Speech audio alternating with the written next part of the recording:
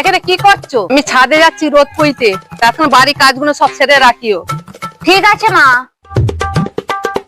উফ, যা ঠান্ডা পড়েছে, যাই রোদে যে বসি ছাদে।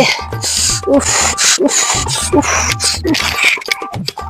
আরে বৌমা, তুমি এখানে কি করছো? তোমার শাশুড়ি কোথায় গো? কাকিমা, আমার শাশুড়ি তো উপরে রোদ পোয়াতে গেছে, তুমি এখানে বসো, আমি আমার শাশুড়িকে ডেকে আনি।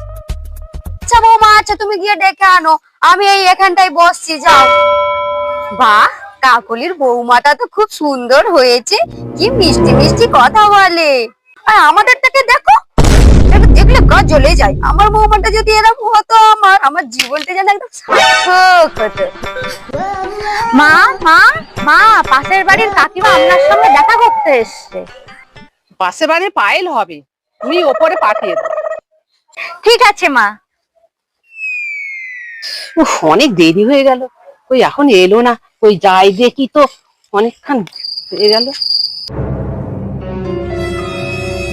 বৌমা, তুমি বললে কে দেখা করতে এসে, কই সে?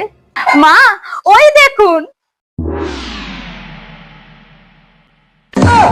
আরে বৌমা, এরকম পড়ে আছে কেন?